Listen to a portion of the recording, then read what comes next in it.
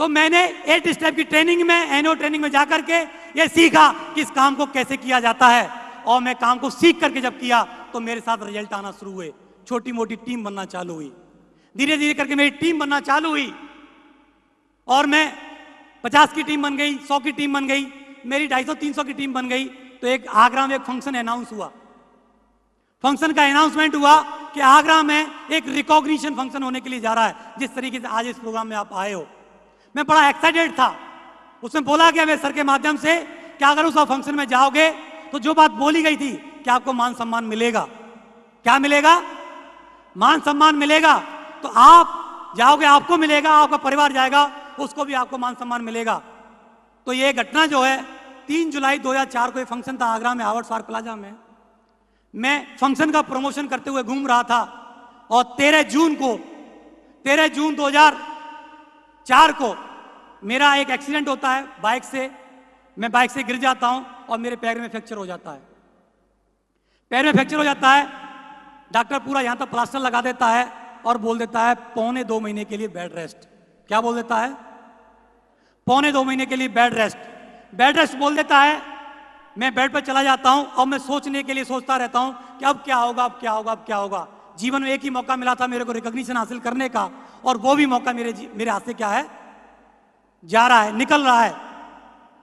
धीरे धीरे समय निकलता गया। मैं डॉक्टर के पास भी गया, डॉक्टर से मैंने चर्चा की कि डॉक्टर साहब ऐसा कुछ भी करो कि जल्दी से जल्दी मैं क्या हो जाऊं, ठीक हो जाऊं। लेकिन डॉक्टर कुछ ना कर पाया, उसने बोला बेड रेस्ट ही करना है।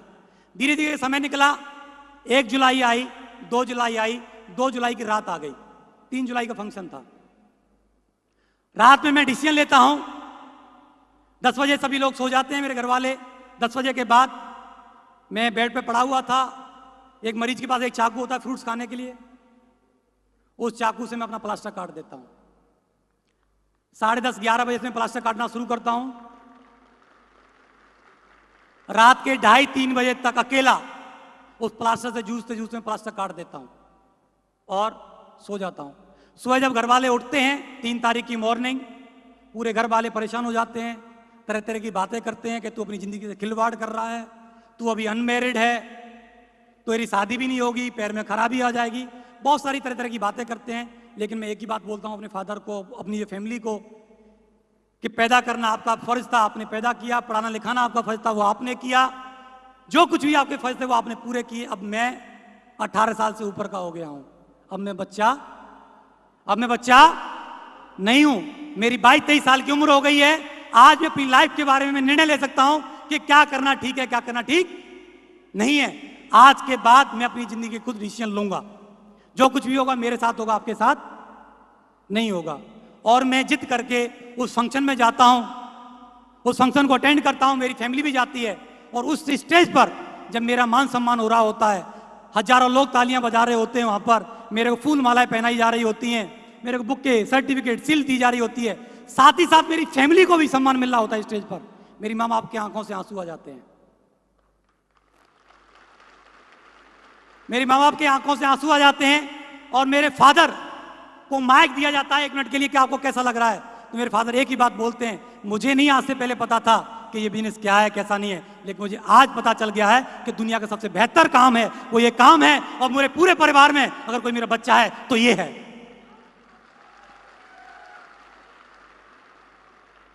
वहां से मेरे को ऊर्जा मिली, मेरे को एनर्जी मिली, और मैं काम करता गया, मेहनत किया, काम किया। और टारगेट निकला था, एक टारगेट निकला था 2005 में थाईलैंड जाने का। कंपनी ने टारगेट दिया था, इतनी सेल करोगे तो आपको विदेश जाने का मौका मिलेगा।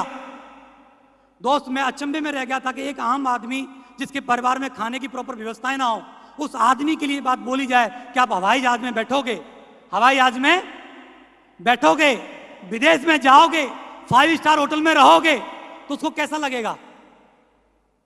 कैसा लगेगा? अंदर ही अंदर क्या होती है? गुदगुदी होती है। क्या होती है? कि एक आम बैकग्राउंड के व्यक्ति के लिए विदेश जाना, हवाई जहाज में बैठना, 5 स्टार होटल में ठहरना बड़ी बात है कि नहीं है? दोस्त, कंपनी ने मौका दिया, टारगेट दिया, मैंने मेहनत किया, उस टारगेट को अचीव किया। मैं उससे पहले जीवन में कभी भी फ्लाइट के दर्शन नहीं किए थे नजदीक से। 2005 में पहली बार मेरे को इंटरनेशनल फ्लाइट में बैठने का मौका मिला।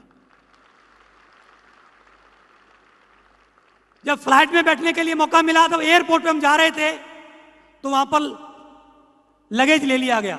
मैं कभी एयरपोर्ट पे गया ही नहीं था, लगेज हम हमेशा अपना ही उठाते थे। वहां लगेज ले लिया, मैं सोच रहा था यार ये लगेज तो इन्होंने चुरा लिया मेरा। लगेज क्या कर लिया, ले लिया, गया मेरा लगेज। तो अब मेरे तो ऐसे ही रहना पड़ेगा, क्यों मुझे पता ही नहीं था कि लगेज को लिया जाता है और हवाई जहाज में पहले से वो लोड किया जाता है। मेरे को कोई जानकारी नहीं थी, मैं घबरा रहा था। लेकिन जैन साहब वगैरह ओम प्रकाश जी पहले विदेश जा चुके थे। मैंने पूछी सर मेरा लगेज तो गायब हो गया, कि क्या हुआ, कि वहां उस मशीन में दिया था और वहां पर छोड़ा था वेट कराने के लिए, वो तो ले गए। कोई बात नहीं है, बैंकॉक पहुंचेगा उससे पहले तेरा लगेज तेरे को मिल जाएगा। तसल्ली हुई कि हाँ भाई लगेज मिल जाएगा। जब फ्लाइट में पहली बार हम घुस रहे थे गेट में तो बहुत सुंदर सुंदर खूबसूरत बालाएं, एयर होस्टेस समझते हो ना आप लोग, तो वेलकम कर रही हैं। क्या कर रही हैं, वेलकम कर रही हैं, स्वागत कर रही हैं। तो थोड़ा सा क्या लगा कि यार जीवन में कुछ तो हासिल किया, कितने बड़े प्रोफाइल के लोग इतनी पढ़ी लिखी हमारा स्वागत कर रहे हैं। जब मैं सीट पे बैठा तो अनाउंसमेंट होता है सीट बेल्ट लगाने का। किसका अनाउंसमेंट होता है, कितने लोग फ्लाइट में बैठे हैं कभी? हाँ तुम लोग तो बैठ गए, तुमको तो एक्सपीरियंस हो गया, हम पहली बार गए थे। तो वहां से अनाउंसमेंट हो रहा सीट बेल्ट लगाओ। क्या करो, सीट बेल्ट लगाओ। हमको पता ही नहीं लगेगी कैसे लगेगी, हमने सारे प्रयास कर लिए और सीट बेल्ट हम पर लग नहीं रही है।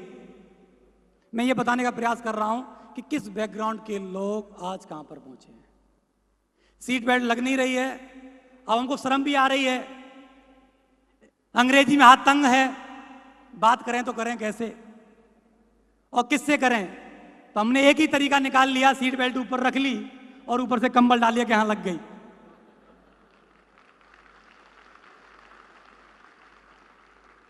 Thank you very much.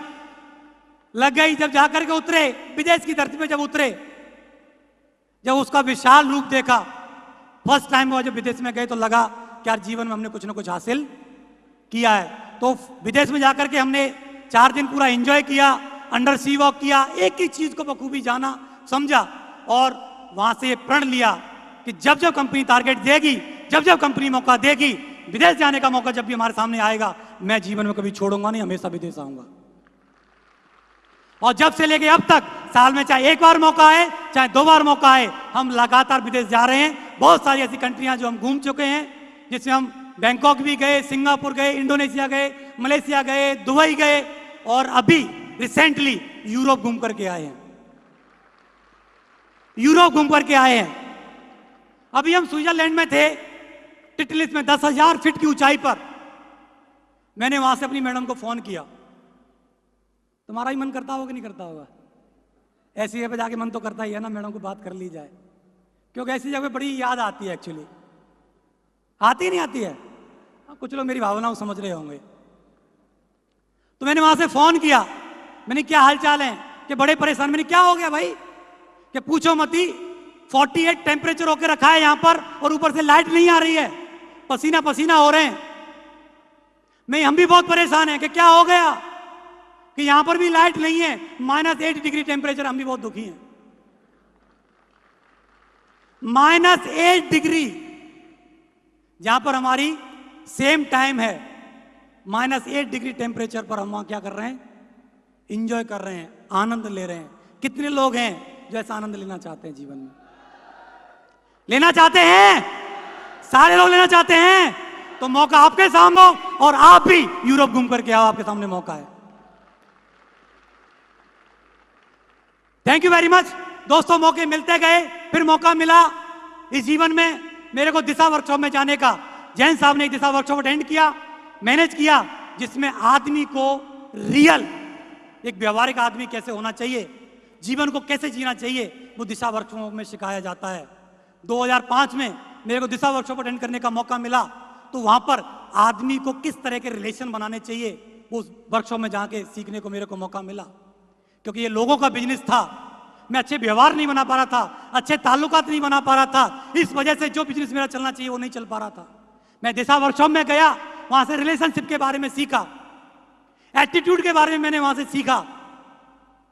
मैं हर चीज में क्या देखता था, उससे पहले कमी देखता था कि इसमें क्या खराबी है, इसमें क्या खराबी है, इसमें क्या खराबी है। मैं फंक्शन वगैरह मीटिंग में जाता था, सोचता था कि सर यहाँ तो सब्जी नहीं मिली, यहाँ तो सर रोटी नहीं मिली, यहाँ तो ये नहीं मिला, वहां तो वो नहीं मिला।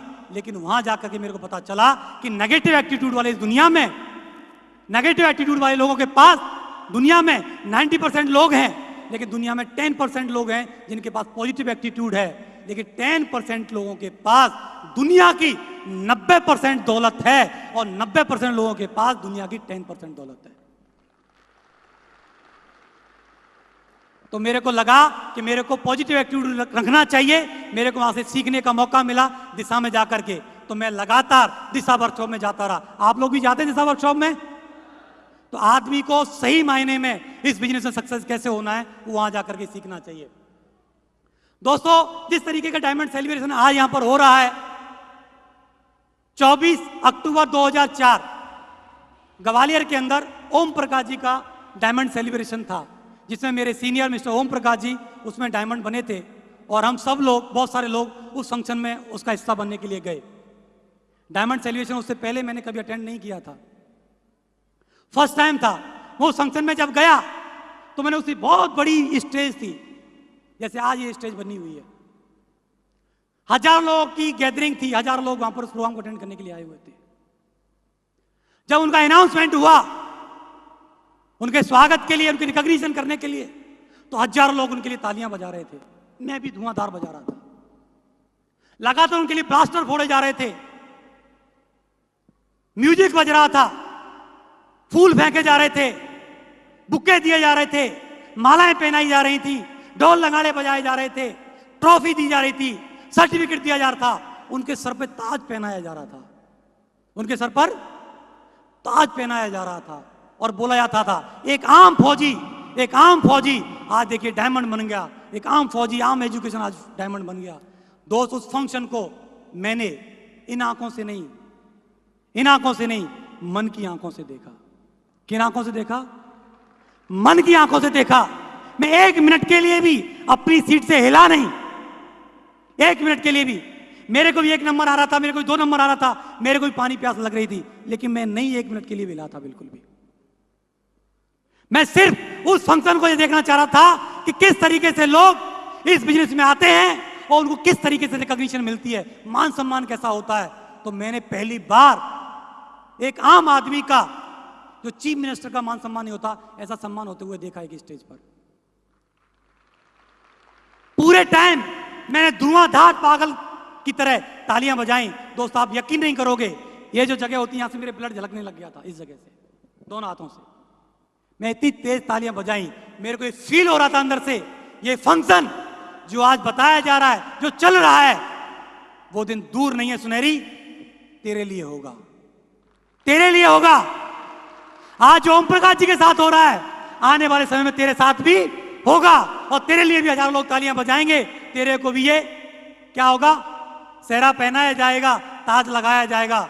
और दोस्त, बैठे ही बैठे मैंने मन की आंखों से ये फंक्शन को अटेंड किया और देखी देखे वादा किया, कुछ हो या ना हो जीवन में मैं डायमंड जरूर बन करके दिखाऊंगा, जरूर बन करके दिखाऊंगा। और फंक्शन से आने के बाद मैंने स्ट्रॉन्ग डिसीजन लिया अपनी नौकरी को साइड करने का और फुल टाइम इस बिजनेस को करने का। और फुल टाइम करके मैं 2009 में इस बिजनेस में डायमंड बन के आ गया। Thank you very much. तो दोस्तों, जीवन में जो भी व्यक्ति जिस चीज को अपनी आंखों से देख लेता है और उसको जो पसंद आ जाती है, तो वैसा बनने का मन बनाता है कि नहीं बनाता है? कोई व्यक्ति डॉक्टर बनना चाहता है, किसको देख करके? डॉक्टर की लाइफ स्टाइल को देख करके। कोई इंजीनियर बनना चाहता है, किसको देख करके? इंजीनियर की लाइफ स्टाइल को देख करके। कोई आईएएस बनना चाहता है, आईएएस की लाइफ स्टाइल को देख करके। कोई डायमंड बनना कब चाहता है? कब चाहता है? कब चाहता है?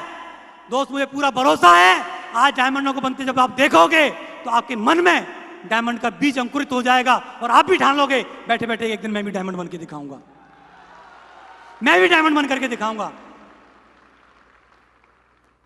एक व्यक्ति एक दिन आकर के मेरे से पूछता है कि भाई साहब, ये बताओ इंजीनियर बनने में क्या खर्चा आता है? डॉक्टर या इंजीनियर बनने में क्या खर्चा आता है? मैंने भाई खर्चा तो कुछ लाखों में आता है, लेकिन जवानी पूरी खर्च हो जाती है। जवानी पूरी खर्च हो जाती है। और एक व्यक्ति आके के डायमंड से पूछता है, भाई डायमंड बनने में क्या खर्चा आता है? डायमंड बनने में क्या खर्चा आता है? कितने लोग जानना चाहते हैं डायमंड बनने में क्या खर्चा आता है? सारे जानना चाहते हैं? तो डायमंड बनने में कुछ खर्चा नहीं आता, लेकिन डायमंड बनते बनते जवानी वापस आ जाती है। जवानी वापस आ जाती है। तो डायमंड बनना चाहते हैं?